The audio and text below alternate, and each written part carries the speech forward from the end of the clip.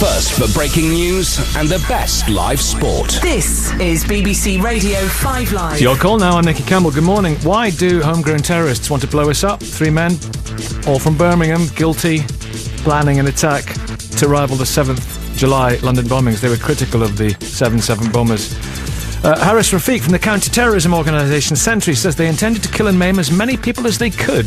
There was potential up to 8 rucksack bombs. There was the mixing of poisonous chemicals which were then to be deployed on door handles and car handles.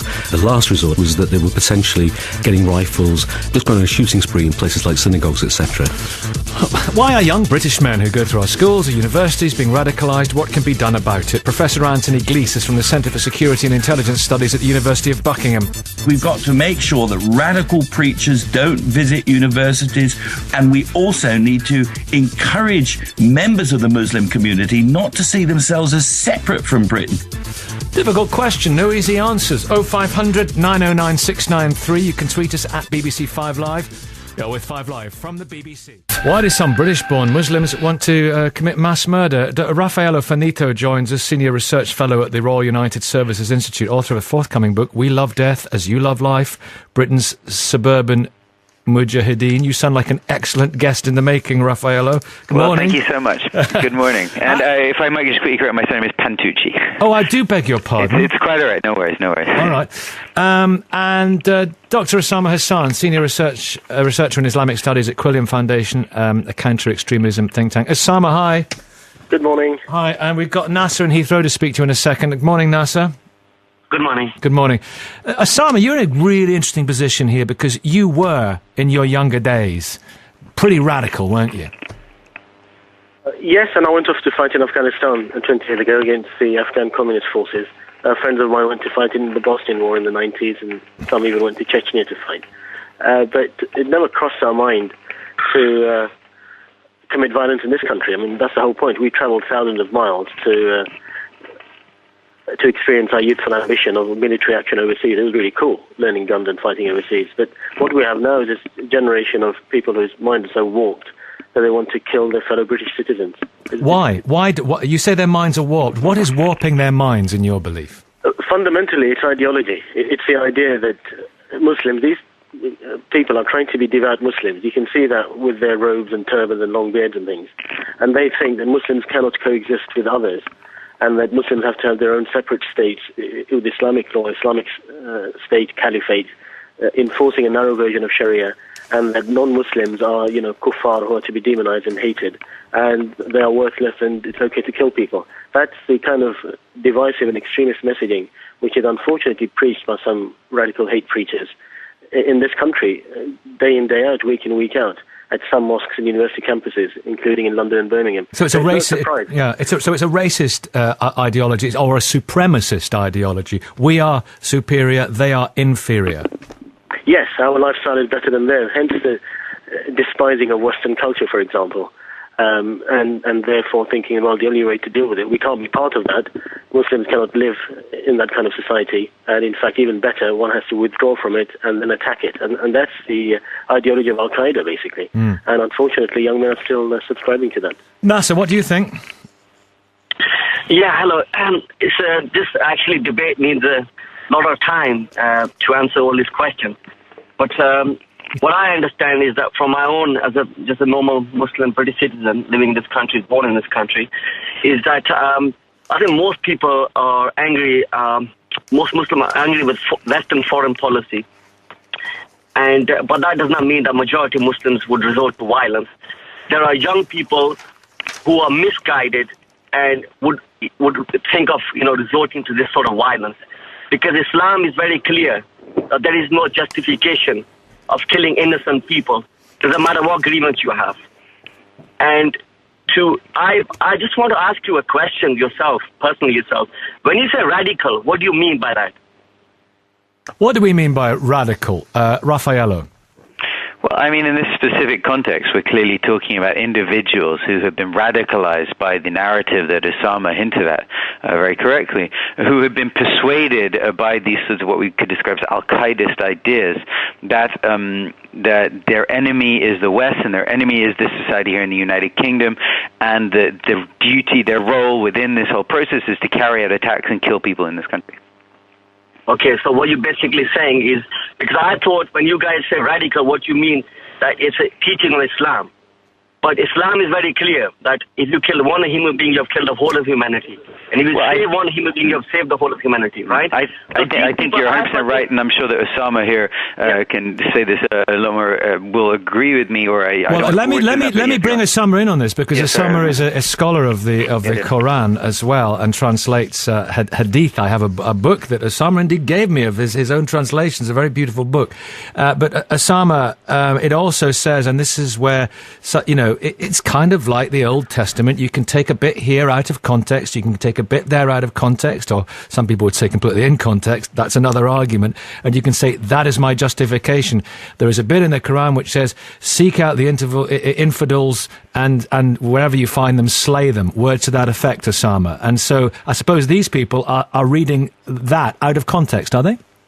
Exactly, totally. And that's what we call literalism or fundamentalism, where you read scripture completely devoid of any historical context. So the verses you mentioned, Nicky, are there, and they were for a particular time. The Arabian pagans who were trying to exterminate the Muslims, the Prophet Muhammad and his followers in Mecca and Medina, and that permission was given them. They had to fight back. But this is where I disagree with Nasser in terms of the foreign policy argument is flogging a dead horse, because Islam is very clear as a religion of peace and love. However, we have the Pakistani Taliban, we have the Afghan Taliban, we have violence every day in Syria and Iraq and places like that. Unfortunately, there are extremist interpretations of Islam which are promoted by charismatic and radical preachers, and that needs to be challenged. That's one of the things we try to do here at Quilliam, is to recover the scripture and the authentic interpretation of Islam and put it in keeping with the modern world, because otherwise, with the fundamentalist interpretations, young men and women think they cannot live in the modern world, basically, and they have to reject it and despise it and hate it and go to the extent of trying to kill people. And NASA, but these people are misguided. What I'm trying to say is that Nicky, when you asked, quoted that verse, that whenever you find a disbeliever, kill him, right? But it's every Muslim's duty to, find out about the Quran, because like Osama clearly said, that verse is about when the Hudaybiyah agreement was broken between the Meccans and the Muslims, and then it was ordered, because they broke the peace agreement, now you must fight them because they killed you first, right? But what I'm saying is, we Muslims need to have a dialogue within ourselves. The Muslim scholars need to come in and tell, the ordinary Muslims what Islam is about. Islam is not about violence. It's not about, killing innocent people. So these things that the verses that you just quoted, the Muslim scholar's duty is to teach the Muslims, especially young Muslims in Britain, about the Quran and guide them, to the true Islam, So this is the true fundamental of Islam. So these people who, in the name of Islam, kill people, innocent people, right, are misguided people. Okay. I want to ask you something, if I may, Nasser, because you said initially, and you're saying a lot of very interesting things. You said there is anger about foreign policy, but it in no way justifies killing innocent people. And a few people are saying that on texts.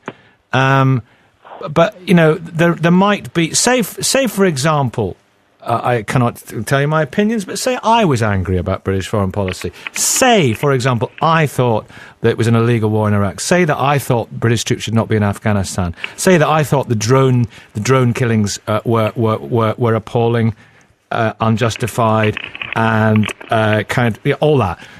It doesn't make me want to kill my fellow citizens. So what's the difference and why?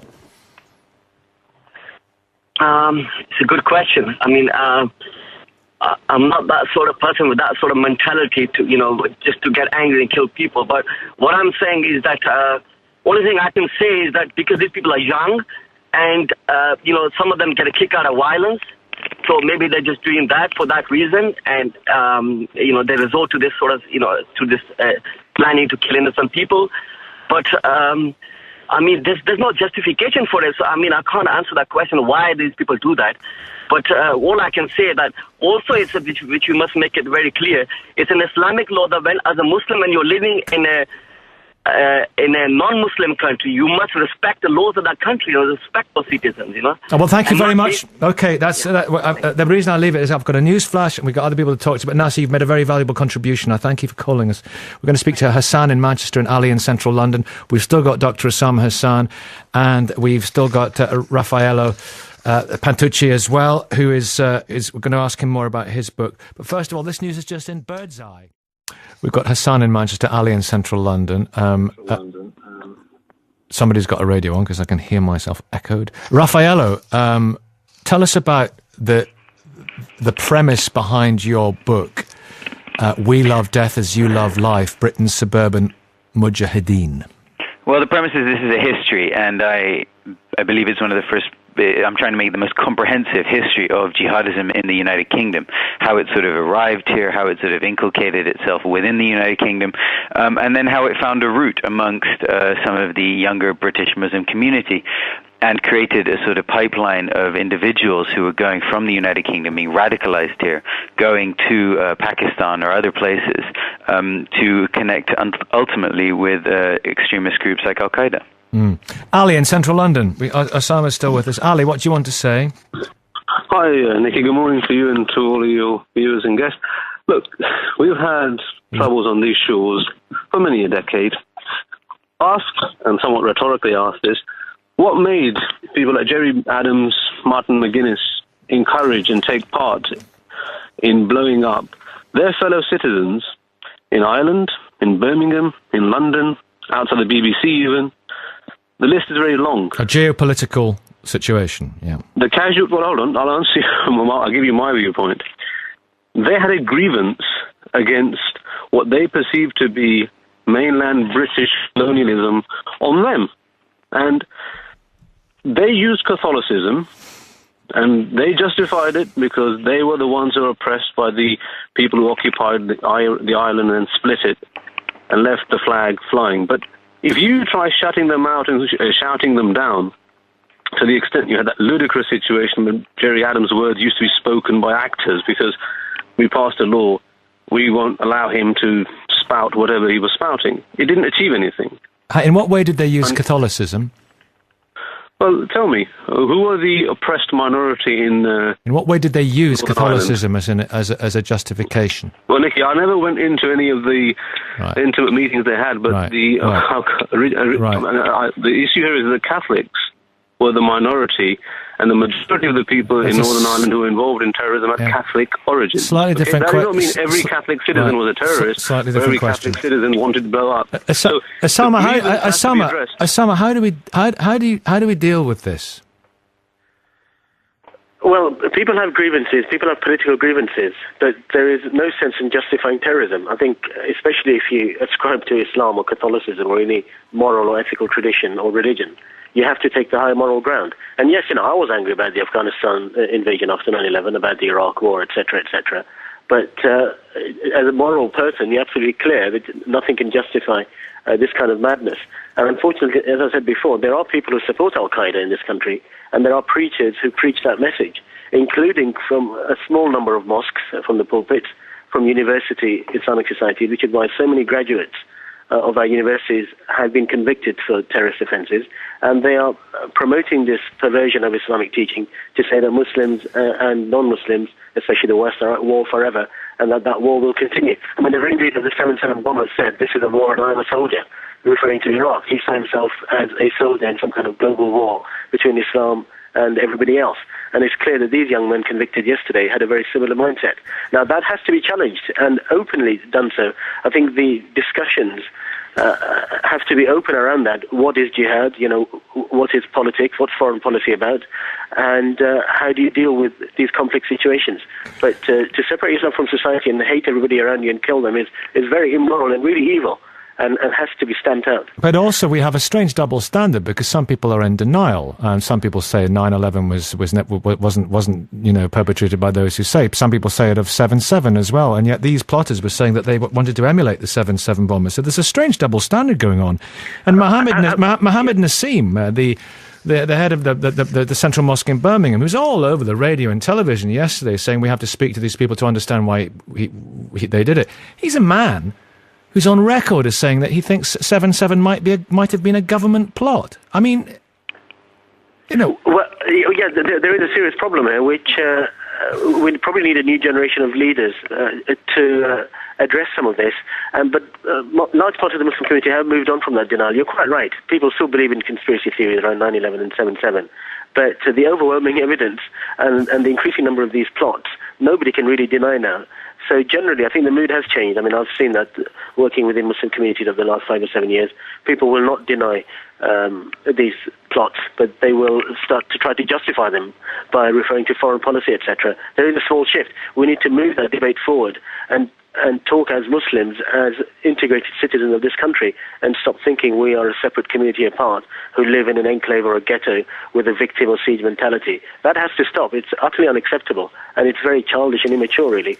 And the whole of the British public, our discourse has to become more mature around these issues to deal with a very serious problem. We have British suicide bombers in our midst, people ready to kill hundreds and thousands. This is a very serious social problem which has to be addressed now. Okay, Hassan's in Manchester, Craig's in Coventry. Hello, good morning, Hassan. Hello, good morning. Good morning, Craig. Morning. On you go, Craig. Well, Nicky, the first thing that upset me this morning was when we put the phone in, and then within 30 seconds you called them radicalised. I mean, why aren't we calling them what they are? They're fascists. You wouldn't think twice, Nicky, of calling Nick Griffiths on the radio a fascist or a Nazi. So why can't we call these people such things? Well, I call them supremacists and racists. I know you did later on. But it's this term keeps being used, radicalised. They are fascists. And it seems like the whole system in this country seems to be acceptable of brown fascism, but not white fascism. It is fascist. It shouldn't be allowed. Do you think there's a point here, Raffaello? Do you think there's a double standard? Well, I think, radicalized, I mean, one can use the term radicalized when one talks about fascists or people who espouse those sorts of views as well. It's a sort of adjective that describes individuals who've taken fundamentalist or very extreme work. You could have said it of David Copeland, the nail bomber, a man who was radicalized. He was clearly a radicalized young man who had, connected with sort of Combat 18 and other groups like this, but he seems to have independently decided to go and carry out his action. So, I mean, I think the term radicalized is one that's sort of become quite polarizing in this whole debate because it's become sort of emblematic of a certain narrative that we tend to ascribe to a particularly violent and extremist Islamist view. However, I think it's equally applicable to fascists and people on the far right or even on the left as well. Hassan. Hi. Thank you. You're all yours. I was going to say, this is actually a global problem. There's an ideology here which is spreading hatred around the world. Preaching that anyone who isn't of your faith, you're able to kill without, any problem. If you just look in the Middle East, last week we had people killed in... I can hear myself, by the way. Hello? Hello, we're hearing you, yeah. So just hearing an echo. In Iraq and Pakistan, there's hundreds of people being killed just because they're of the Shia persuasion of Islam, for example. And there's people around in the Middle East and being killed and persecuted just because they're a different sect. This is an ideology which is funded and originates from Saudi Arabia and Pakistan. And we need to recognize what this ideology is. That's the first step. And then the second step is work with people who already are able to dismantle this ideology on a theological basis, who are able to go to the people who are being eaten up and brainwashed by these preachers and able to explain to them the weakness of the ideology, and that way we can move forward. Osama, what do you think about what Hassan is saying? Well, what Hassan has said is very sensible, of course, and that work is going on an individual one-to-one basis all around the country, has been.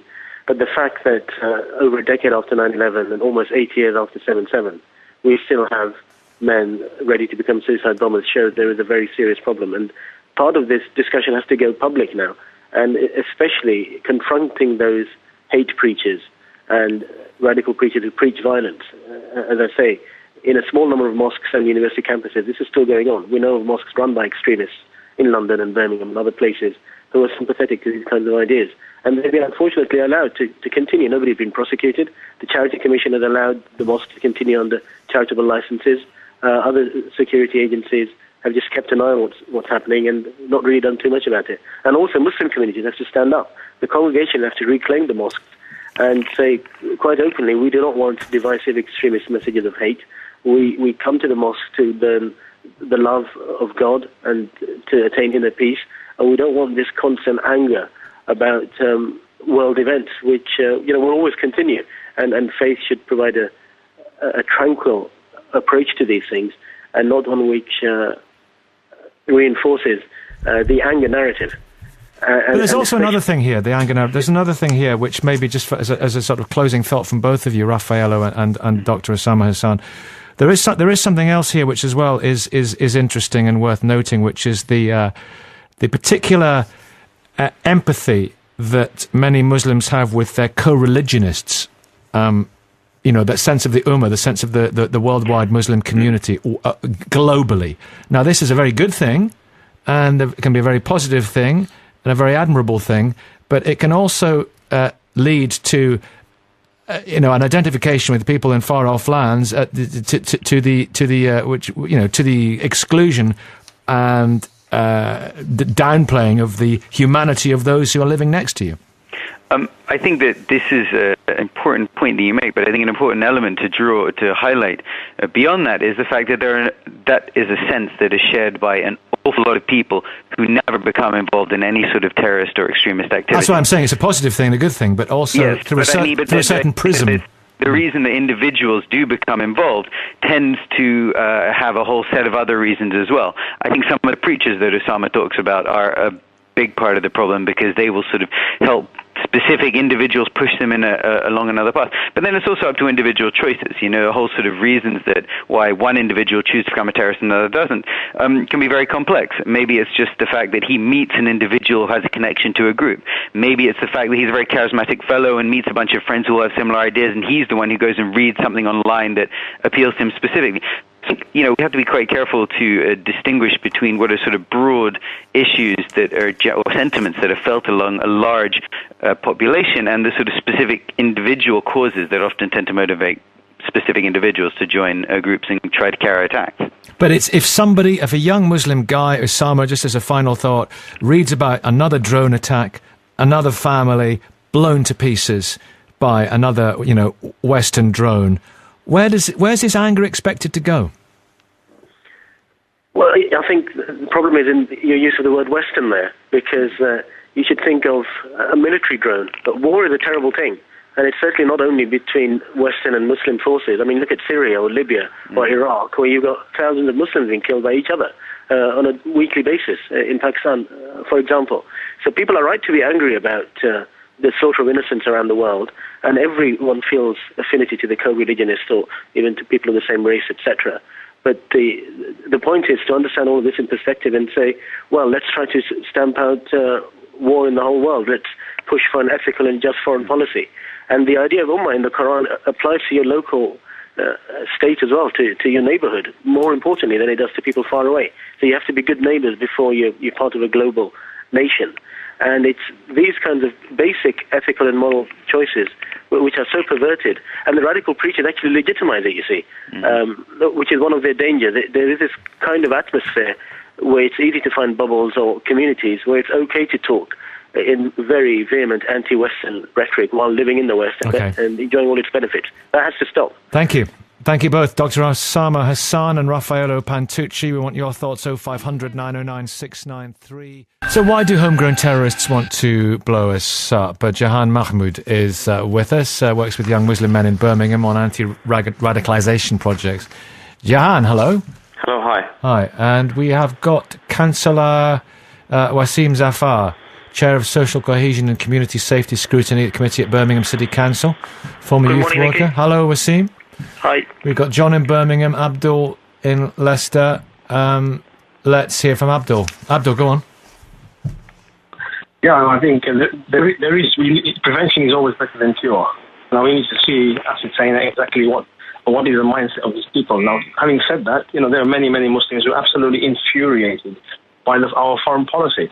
I mean, look at it. On the one side, we're saying we're going to liberate a country, massacre up to a million innocent people, and say, what liberation is that? So there is hypocrisy from our side, from our government on the one side. At the same time, under the same breath, we do not condone violence. Islam, but this mindless planning of trying to kill innocent civilians is absolutely horrendous, immoral, unjust, totally irreligious, got nothing to do with Islam whatsoever.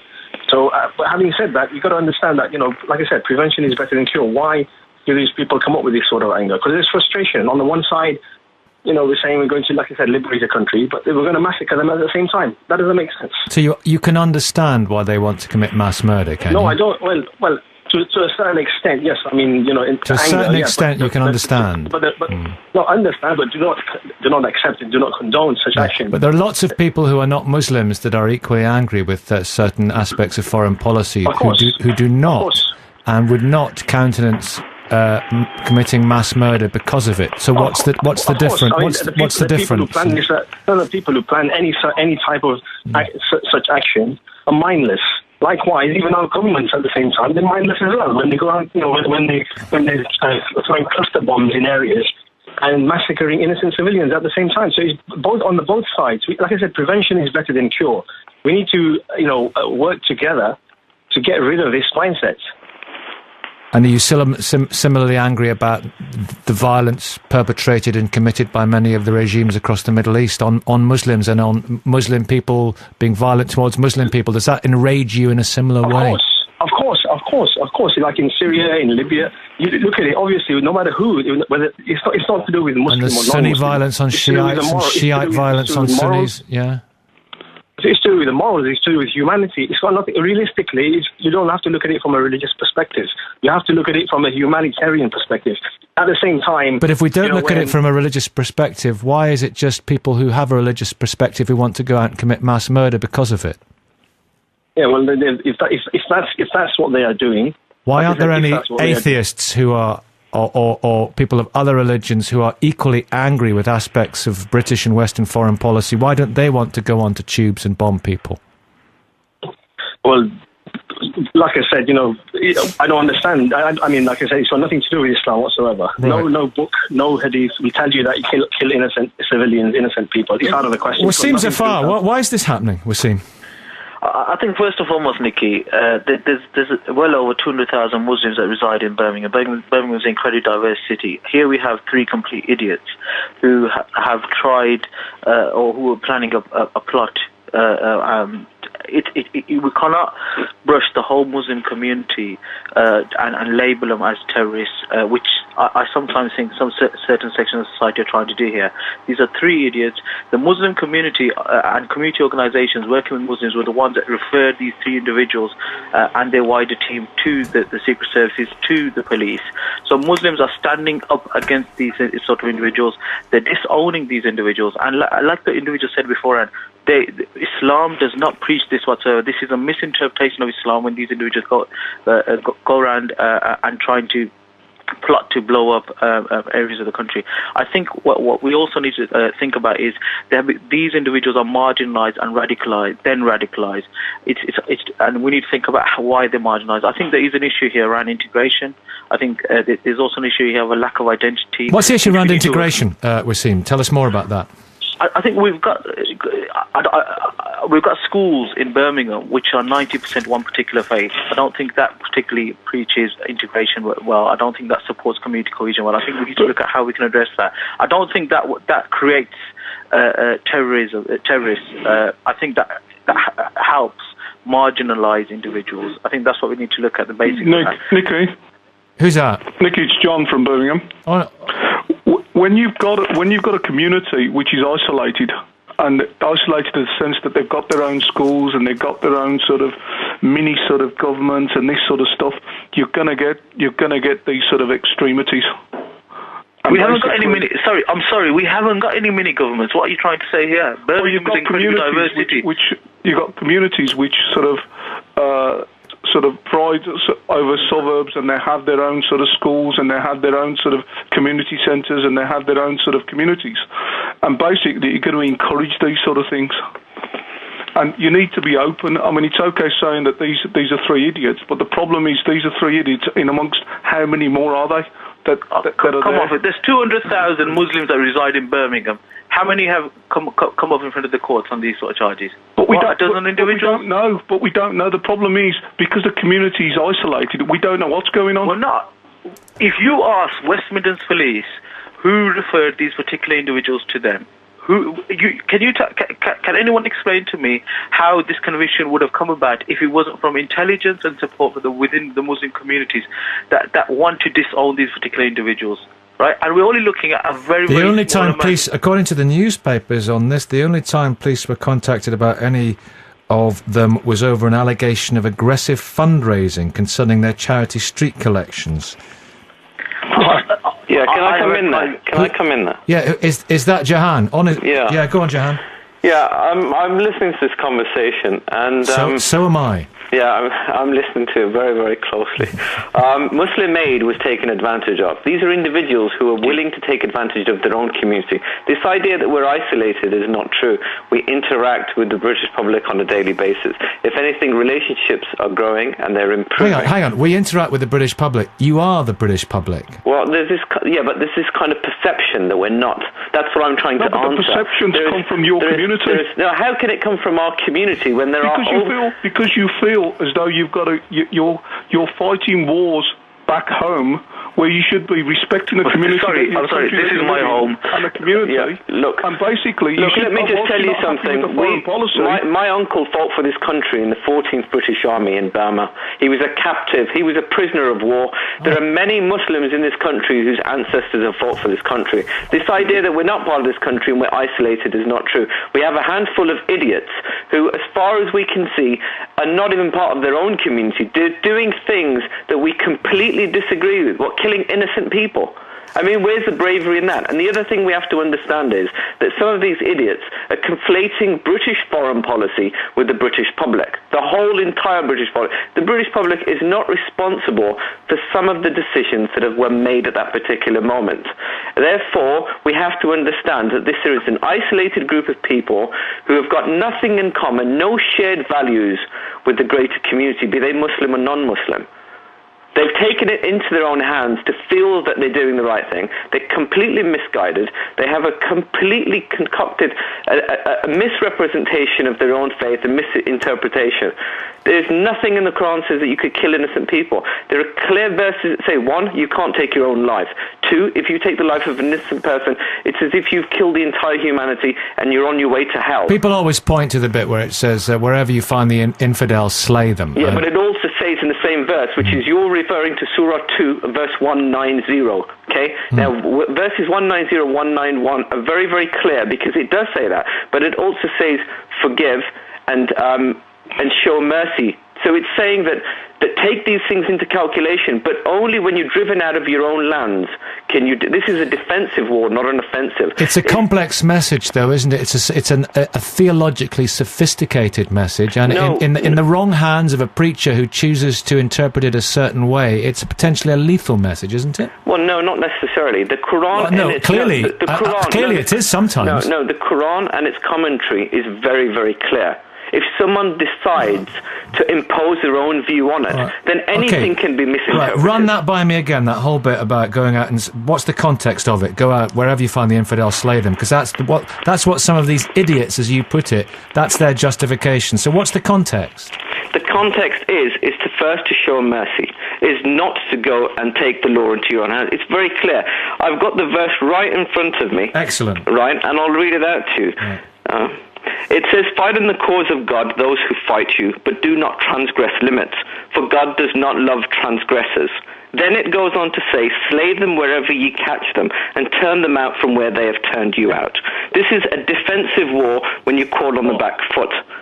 Right? This is not an offensive. Nowhere does it say in that verse that you can blow yourself up or kill innocent people. Yes, but if a preacher, if a wicked preacher teaching hate can say, look, it is a defensive war because our people are being killed by drones. Hey, fellas, it's a defensive... No, look, all I'm saying to you is you can see how the message is getting mangled, can't you? No, but any message could be mangled. It just takes an idiot to mangle it.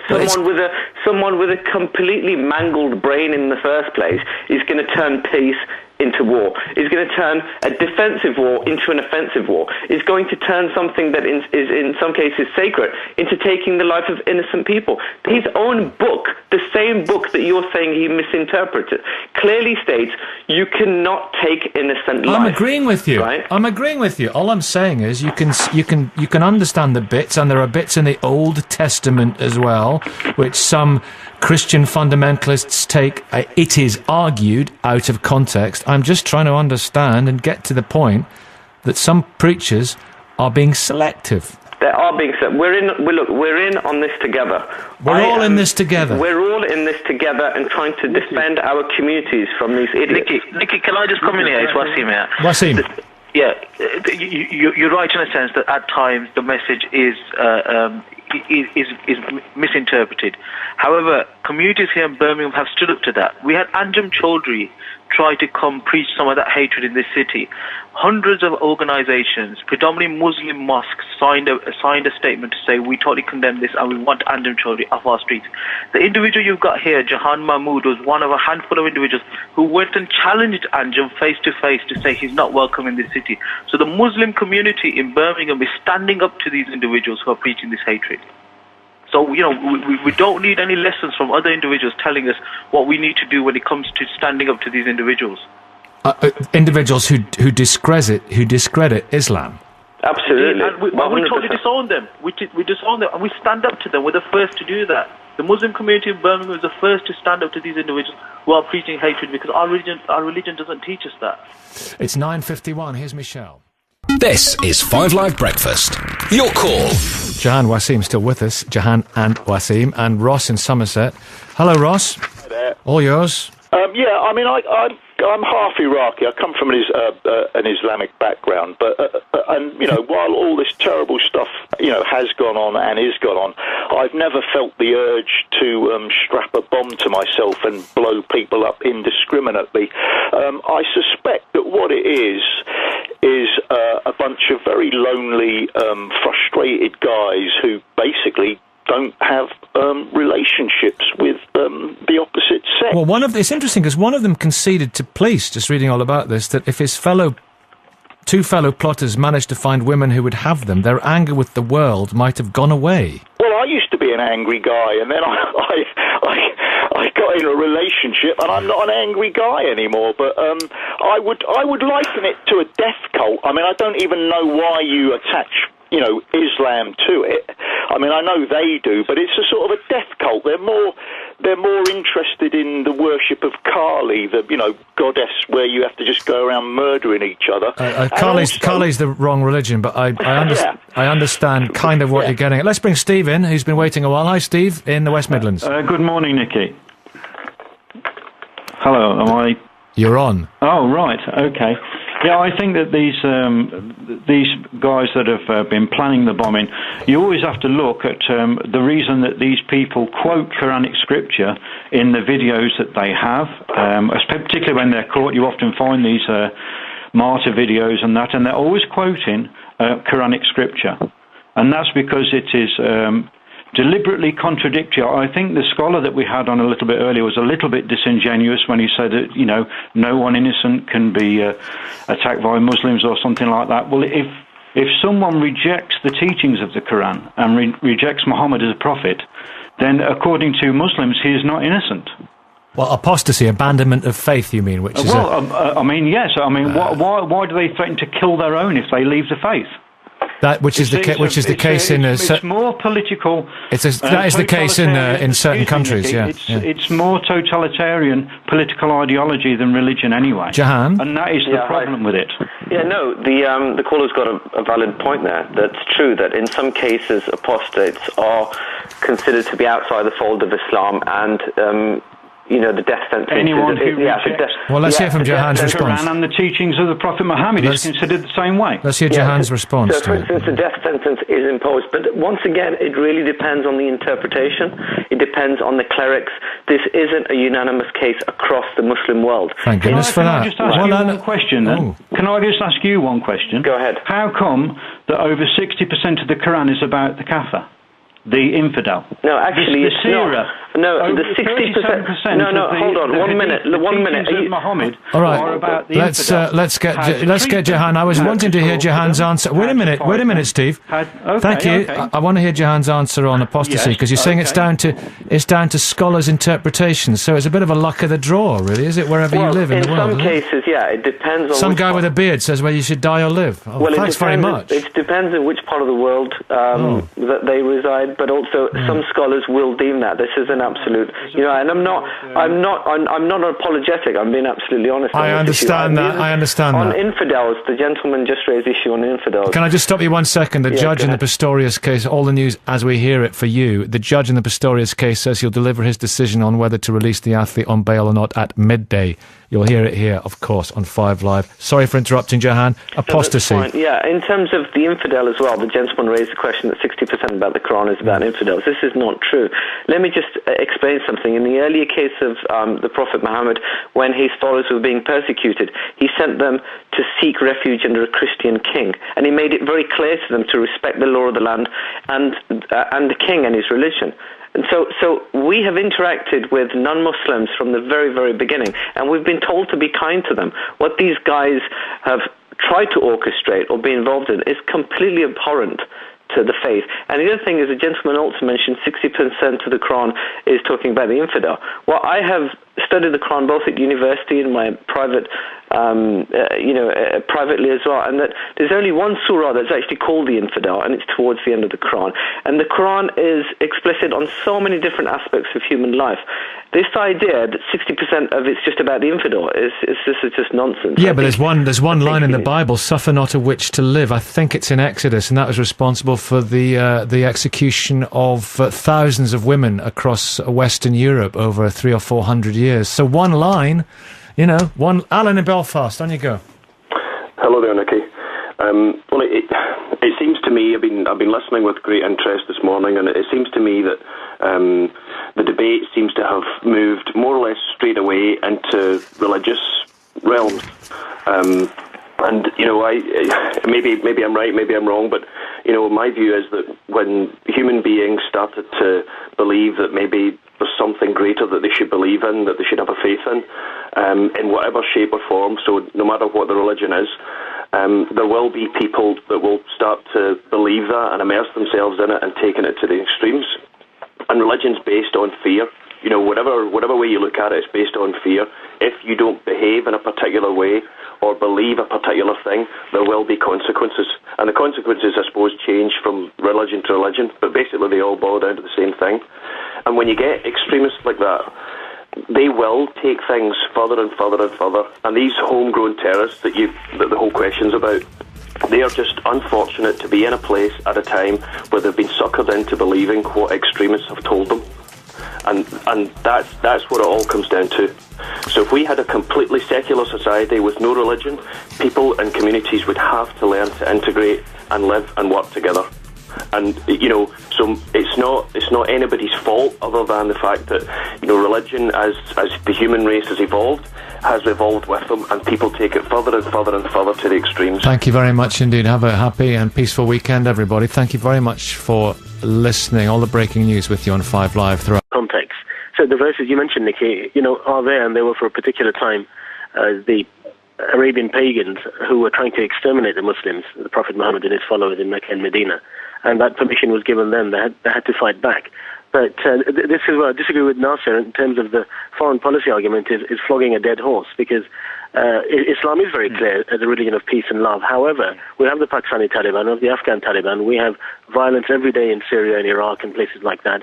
Unfortunately, there are extremist interpretations of Islam which are promoted by charismatic and radical preachers, and that needs to be challenged. That's one of the things we try to do here at Quilliam, is to recover the scripture and the authentic interpretation of Islam and put it in keeping with the modern world, because otherwise, with the fundamentalist interpretations, young men and women think they cannot live in the modern world, basically, and they have to reject it and despise it and hate it and go to the extent of trying to kill people. And NASA, but these people are misguided. You know, what I'm trying to say is that when you, Nicky, when you asked, you quoted that verse that whenever you find a disbeliever, kill him, right?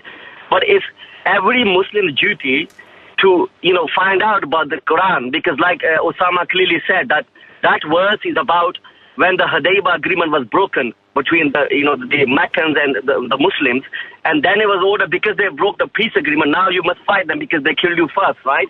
But what I'm saying is we Muslims need to have a dialogue within ourselves. The Muslim scholars need to come in and tell... I mean, in this specific context, we're clearly talking about individuals who have been radicalized by the narrative that Osama hinted at very correctly, who have been persuaded by these sorts of what we could describe as al-Qaedist ideas that their enemy is the West and their enemy is this society here in the United Kingdom, and the duty, their role within this whole process is to carry out attacks and kill people in this country. Okay, so what you're basically saying is, because I thought when you guys say radical, what you mean that it's a teaching of Islam. But Islam is very clear that if you kill one human being, you have killed the whole of humanity. And if you save one human being, you have saved the whole of humanity, right? I think you're 100% right, and I'm sure that Osama here can say this a lot more, will agree with me, or let me bring Osama in on this, because Osama is a scholar of the Quran as well, and translates hadith. I have a book that Osama indeed gave me of his own translations, a very beautiful book. But Osama, it also says, and this is where, it's kind of like the Old Testament. You can take a bit here out of context, you can take a bit there out of context, or some people would say completely in context. That's another argument. And you can say, that is my justification. There is a bit in the Quran which says, seek out the infidels and wherever you find them, slay them. Words to that effect, Osama. And so I suppose these people are reading that out of context, are they? Exactly, totally. And that's what we call literalism or fundamentalism, where you read scripture completely devoid of any historical context. It's quite all right. No worries. All right. And Dr. Osama Hassan, senior researcher in Islamic studies at Quilliam Foundation, a counter-extremism think tank. Osama, hi. Good morning. Hi, and we've got Nasser in Heathrow to speak to in a second. Good morning, Nasser. Good morning. Good morning. Osama, you're in a really interesting position here, because you were, in your younger days, pretty radical, weren't you? Yes, and I went off to fight in Afghanistan 20 years ago against the Afghan communist forces. Friends of mine went to fight in the Bosnian War in the 90s, and some even went to Chechnya to fight. But it never crossed our mind to commit violence in this country. I mean, that's the whole point. We travelled thousands of miles to experience our youthful ambition of military action overseas. It was really cool, learning guns and fighting overseas. But what we have now is this generation of people whose mind is so warped that they want to kill their fellow British citizens. Why? You say their minds are warped. What is warping their minds, in your belief? Fundamentally, it's ideology. It's the idea that Muslims, these people are trying to be devout Muslims. You can see that with their robes and turbans and long beards and things.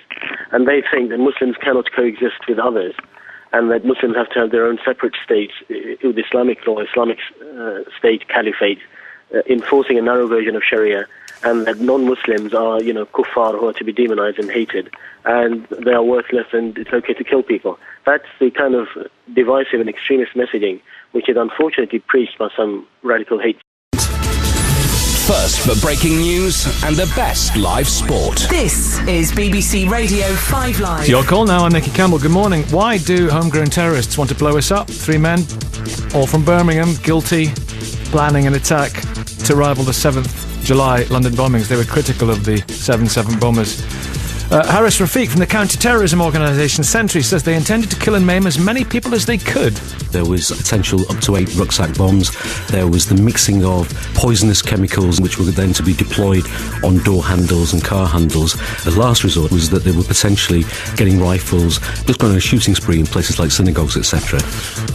Why are young British men who go through our schools or universities being radicalised? What can be done about it? Professor Anthony Glees is from the Centre for Security and Intelligence Studies at the University of Buckingham. We've got to make sure that radical preachers don't visit universities, and we also need to encourage members of the Muslim community not to see themselves as separate from Britain. Difficult question, no easy answers. 0500 909 693. You can tweet us at BBC 5 Live. Yeah, with 5 Live from the BBC. Why do some British-born Muslims want to commit mass murder? Raffaello Finito joins us, Senior Research Fellow at the Royal United Services Institute, author of a forthcoming book, We Love Death as You Love Life, Britain's Suburban Mujahideen. You sound like an excellent guest in the making, Raffaello. Good morning. Thank you so much. Good morning. And if I might just quickly correct, my surname is Pantucci. Oh, I do beg your pardon. Preachers in this country, day in, day out, week in, week out, at some mosques and university campuses, including in London and Birmingham. So it's a racist, so it's a racist ideology, or a supremacist ideology. We are superior, they are inferior. Yes, our lifestyle is better than theirs. Hence the despising of Western culture, for example, and therefore thinking, well, the only way to deal with it, we can't be part of that. Muslims cannot live in that kind of society, and in fact, even better, one has to withdraw from it and then attack it. And that's the ideology of Al-Qaeda, basically. And unfortunately, young men are still subscribing to that. Nasser, what do you think? Yeah, hello. This actually debate needs a lot of time to answer all these questions. But what I understand is that from my own, as just a normal Muslim British citizen living in this country, born in this country, is that I think most people are angry, most Muslims are angry with Western foreign policy. But that does not mean that majority of Muslims would resort to violence. There are young people who are misguided and would think of resorting to this sort of violence, because Islam is very clear that there is no justification of killing innocent people, doesn't matter what grievance you have. And I just want to ask you a question yourself, personally yourself. When you say radical, what do you mean by that? What do we mean by radical, Raffaello? Well,